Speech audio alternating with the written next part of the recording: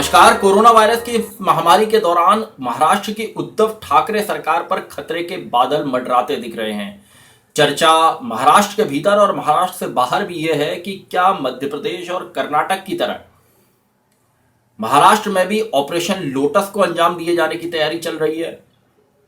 क्या महाराष्ट्र में जो ठाकरे सरकार है उसको वो गिर सकती है। इन सब बातों पर मैं चर्चा करूंगा, लेकिन उससे पहले मैं आपको थोड़ा सा पीछे यानी 6 महीने पहले की एक घटना याद दिलाता हूं, जब महाराष्ट्र में राज्यपाल भगत सिंह कोश्यारी ने देवेंद्र फडणवीस को मुख्यमंत्री पद और एनसीपी से आए अजीत पवार को उप मुख्यमंत्री पद की शपथ दिला दी थी। लेकिन बहुमत न होने के कारण तब ये सरकार गिर गई थी, सिर्फ 2 दिन में गिर गई थी और उसके बाद अजीत पवार वापस एनसीपी के खेमे में चले गए थे। लेकिन अभी जो महाराष्ट्र का संकट है वो कैसे पैदा हुआ है और क्या संकट है, इस पर भी मैं बात करूंगा। उससे पहले एक अपील आपसे करूंगा कि हमारे डिस्क्रिप्शन में एक लिंक है, उस लिंक पर आप जरूर क्लिक करें, जिससे आपके साथ जो हमारा जुड़ाव है वो और बेहतर हो और गहरा हो। तो महाराष्ट्र में जो अभी सियासत का खेल है वो ये है कि उद्धव ठाकरे को विधान परिषद का सदस्य बनना है, और क्योंकि मुख्यमंत्री बनने के लिए उन्हें विधानसभा या विधान परिषद में से किसी एक सदन का सदस्य होना जरूरी है। और महाराष्ट्र में 24 अप्रैल को विधान परिषद की 9 सीटों के लिए चुनाव होने थे। माना जा रहा था कि आसानी से ठाकरे विधान परिषद के सदस्य बन जाएंगे, लेकिन कोरोना संकट के कारण स्थितियां बदली और चुनाव आयोग ने इन इलेक्शन को टाल दिया।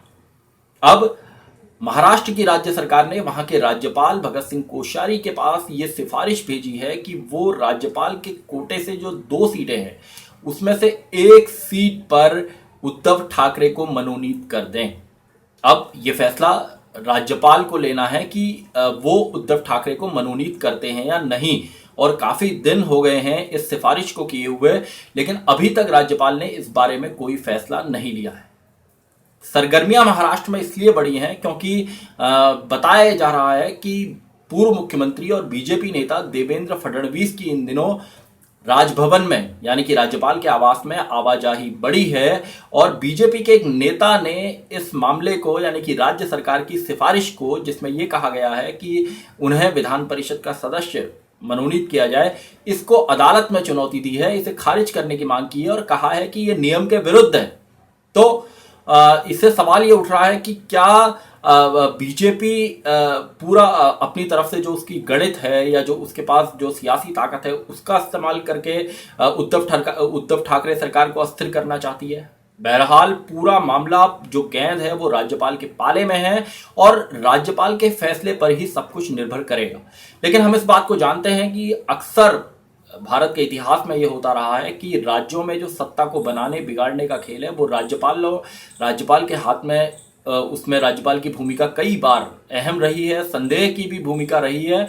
और ऐसे में राज्यपाल भी केंद्र में अगर उनकी सरकार है तो वहां के निर्देशों पर काम करते रहे हैं, और इसके कई उदाहरण भारतीय राजनीति के इतिहास में मौजूद हैं। अगर राज्यपाल राज्य सरकार की सिफारिश को मंजूर नहीं करते हैं तो उद्धव ठाकरे को इस्तीफा देना होगा, और अपना इस्तीफा सौंपने का मतलब ये होगा कि ये पूरी मंत्रिपरिषद का इस्तीफा होगा। और ऐसे समय में अगर कोई राजनीतिक जोड़तोड़ हुई, बीजेपी ने कोई जोड़तोड़ की और कुछ विधायक उनके पास कुछ विधायकों की उन्हें जरूरत है सरकार बनाने के लिए, कुछ विधायक उनके साथ गए, जैसा कि अभी हमने पिछले महीने मध्य प्रदेश में देखा कि वहां भी कांग्रेस के विधायकों ने जब बगावत की तो उसके बाद कमलनाथ सरकार को इस्तीफा देना पड़ा और भारतीय जनता पार्टी ने राज्य में अपनी सरकार बनाई। तो यहां अगर ऐसी कोई राजनीतिक जोड़ तोड़ होती है, कोई विधायक एनसीपी कांग्रेस शिवसेना के बगावत करते हैं, तो निश्चित रूप से ठाकरे सरकार के लिए मुश्किल का वक्त होगा, और बीजेपी के पास अगर वहां पर विधायक बहुमत के लायक होते हैं तो वो राज्य में सरकार बनाने का दावा पेश कर सकती है। लेकिन इस सब के बीच में यहां ये देखना बहुत अहम है कि बीते कुछ दिनों में चाहे एनसीपी के प्रमुख शरद पवार हों या महाराष्ट्र सरकार के कुछ और मंत्री, उन्होंने राज्य में राज्यपाल की भूमिका को लेकर कोरोना संकट के दौरान उनकी भूमिका पर सवाल उठाए हैं। उनका ये कहना है कि राज्यपाल स्वयं अधिकारियों से, राज्य सरकार के अधिकारियों से संपर्क कर रहे हैं और यह संवैधानिक दायरे का उल्लंघन है। तो ऐसे में समझा जा सकता है कि राज्य सरकार और राज्यपाल के जो रिश्ते हैं वो बेहतर नहीं हैं और अब फैसला राज्यपाल को करना है उद्धव ठाकरे को विधान परिषद के सदस्य के रूप में मनोनीत वो करें या नहीं। तो देखना यह होगा कि राज्यपाल इस मामले में क्या फैसला लेते हैं। लेकिन कोरोना संकट जैसी महामारी के बीच जब यह प्रकरण सामने आया है तो पूरे देश भर में चर्चा इस बात की है कि क्या उद्धव ठाकरे की सरकार अभी गिर सकती है या ये सरकार, राज्यपाल अगर उन्हें विधान परिषद सदस्य मनोनीत कर देते हैं तो क्या ये सरकार के आगे चल पाएगी।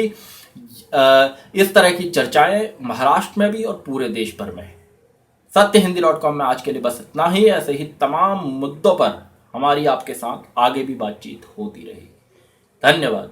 सत्य हिंदी के और वीडियोस को देखने के लिए हमारे YouTube चैनल को सब्सक्राइब करें और सीधे नोटिफिकेशन पाने के लिए बेल आइकन दबाएं।